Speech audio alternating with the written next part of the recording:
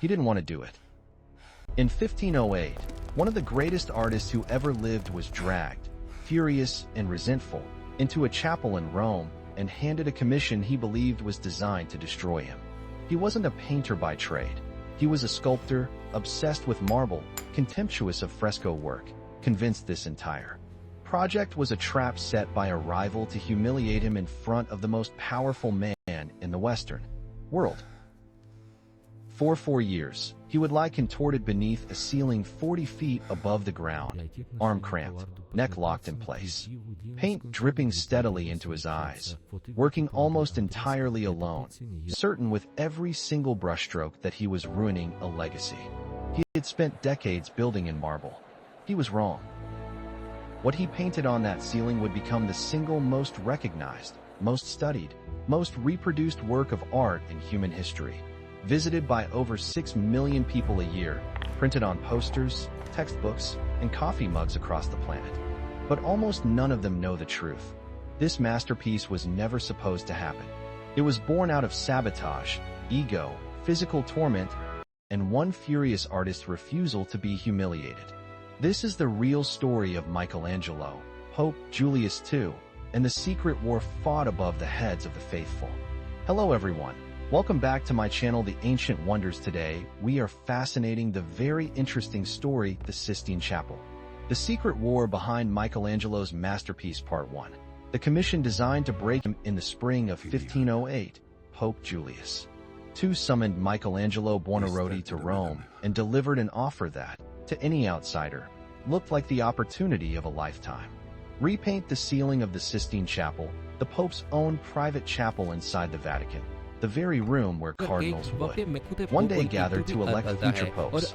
Michelangelo, then 33 years old and already famous for his marble sculptures, reacted not with gratitude, but with immediate, visceral suspicion.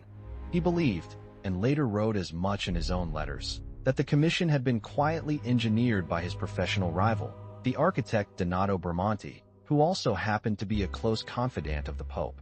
Bramante, Michelangelo suspected, knew something crucial, that Michelangelo had almost no meaningful experience painting frescoes, the notoriously difficult technique of painting directly onto wet plaster before it dried. If Michelangelo failed, and failed publicly, inside the Pope's own chapel, in front of the most powerful religious and political figures in Christendom, his reputation as a master artist could be permanently, catastrophically destroyed. He tried to decline the commission outright, more than once. Julius II, a notoriously stubborn and impatient man nicknamed by his own contemporaries the Warrior Pope, for his aggressive military campaigns, simply refused to accept no as an answer. Rome in 1508 was a city of shifting alliances and constant political maneuvering, where artists competed fiercely for papal favor, and a single high-profile commission could make or unmake a career overnight. Michelangelo understood this ecosystem intimately, having spent years navigating the demands of wealthy patrons in Florence before ever setting foot in the Vatican. He knew that Bramante, already deeply trusted by the Pope and responsible for redesigning St. Peter's Basilica itself, held enormous influence over which artists rose and which quietly disappeared from favor. Accepting the ceiling commission, in Michelangelo's mind, meant walking directly into territory his rival controlled. Part 2. A sculptor insulted. To understand why Michelangelo resisted so fiercely, you have to understand how he saw himself. He did not consider himself primarily a painter. He considered himself, first and always, a sculptor, a man who carved living form out of dead stone, who had recently completed the Pietà, and who was, at the very moment of this new commission, deeply invested in an entirely different project. An enormous, ambitious marble tomb for Pope Julius II himself, intended to feature dozens of sculpted figures and stand as one of the greatest funerary monuments ever built. That tomb project had already stalled, its funding cut by the same Pope, now demanding he abandon marble altogether for a ceiling covered in plaster. To Michelangelo, this wasn't a promotion. It felt like a demotion. Being pulled away from the medium he considered his true calling and forced instead into a technical craft he neither respected nor had properly trained in. In private letters to friends and family back in Florence, He described the entire ordeal in language closer to punishment than privilege, at one point referring to the ceiling project as something being forced upon him against every instinct he had. Part 3. The team he fired painting a ceiling of this scale was never meant to be a solo endeavor. Standard practice for a fresco project this large involved assembling a team of specialized assistants, each handling different technical stages: preparing plaster, transferring preliminary drawings, mixing pigments, and filling in background details while the master artist focused on the most important figures. Michelangelo initially did exactly this, recruiting a group of experienced fresco painters from Florence, men he had known and trusted. But within a matter of months, according to multiple historical accounts, something went badly wrong. Whether due to Michelangelo's notoriously exacting standards, creative disagreements, or simple impatience, he grew so frustrated with their work that he dismissed nearly the entire team, locking the chapel doors and insisting on completing the overwhelming majority of the ceiling almost entirely alone. This decision, whatever drove it, meant one man was now personally responsible for painting well over 5,000 square feet of ceiling, suspended dozens of feet above the chapel floor, working in physical conditions that would challenge even a team of skilled specialists. Part 4. An engineer before he was ever a painter to even begin the work, Michelangelo first needed a way to physically reach the ceiling. And here, too, he refused to follow the plan laid out for him. Bramante had proposed a scaffolding design that would have required drilling permanent holes directly through the ceiling itself to anchor supporting beams, a method used elsewhere in the Vatican. Michelangelo rejected this outright, reportedly considering it both structurally reckless and, perhaps, one more example of Bramante's carelessness toward a project he didn't fully understand. Instead, Michelangelo designed his own freestanding wooden scaffold system, curved to match the shape of the vaulted ceiling and supported entirely from the side walls, leaving the chapel floor beneath him completely open and usable throughout construction, an elegant engineering solution from a man who had never built anything like it before. And contrary to nearly every popular depiction in film and art, Michelangelo did not paint lying flat on his back. Historical accounts and his own surviving sketches suggest he worked standing upright, leaning backward at an extreme angle with his arm raised continuously above his head for hours at a stretch, a physically brutal position that reportedly left him with lasting damage to his eyesight, posture, and general health for years, possibly decades, afterward. Part 5. A pope who refused to wait throughout the 4 years of work. Pope Julius II grew famously, relentlessly impatient.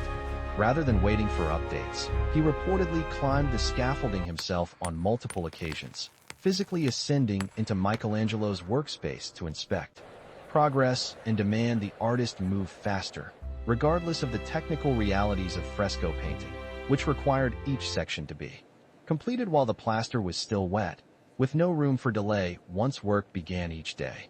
Their relationship, described across multiple historical sources, was volatile, bordering on explosive. The two men reportedly argued so fiercely on more than one occasion that Julius allegedly struck Michelangelo with his own walking cane during a heated dispute over the pace of the work. Michelangelo, for his part, was known to storm away from Rome entirely at least once during the project, fleeing back toward Florence in frustration before eventually being persuaded, or perhaps pressured, into returning. And yet, despite the volatility, despite the shouting matches and physical confrontations, both men remained locked into the project until its completion, each, in his own way, too proud, too stubborn, or too invested in the outcome to simply walk away. Payment disputes added further strain to an already tense relationship.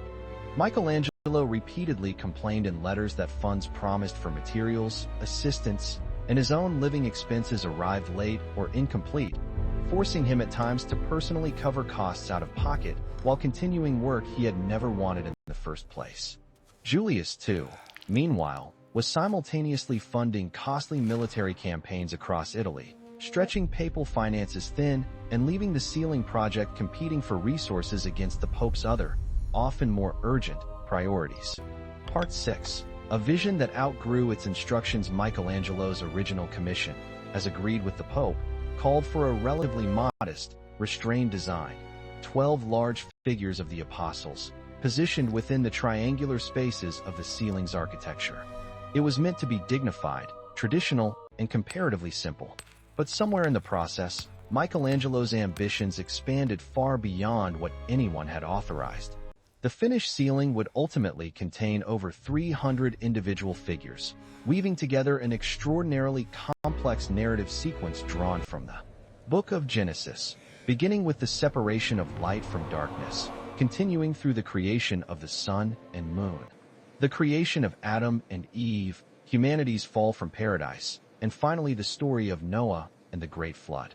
This escalation, by most historical accounts, wasn't formally negotiated or approved in advance.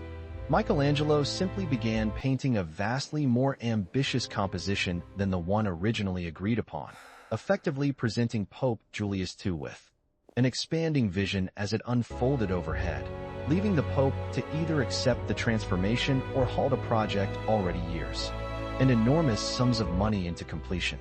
Between the major Genesis scenes, Michelangelo also painted a series of powerful prophets and sibyls, ancient seers from both Hebrew scripture and pagan tradition, each rendered with a physical intensity that seemed to borrow directly from his sculptural training. Figures like Jeremiah and the Delphic Sibyl appear almost carved rather than painted, their musculature and weighty postures reflecting a sculptor's understanding of the human body translated onto a flat, curved surface. Art historians have long noted that no other fresco painter of the era approached the human form with this same three-dimensional, almost architectural sense of mass and volume. Part 7. Working in total secrecy for much of the 4-year project, Michelangelo worked in near total isolation, reportedly refusing to allow almost anyone, including, at times, the Pope himself, to view the unfinished work in progress. Thick curtains and sealed scaffolding cut the work off almost entirely from outside eyes. This intense secrecy fueled enormous curiosity and frustration throughout Rome, with rumors constantly circulating about what exactly was taking shape behind the scaffolding, hidden high above the chapel floor.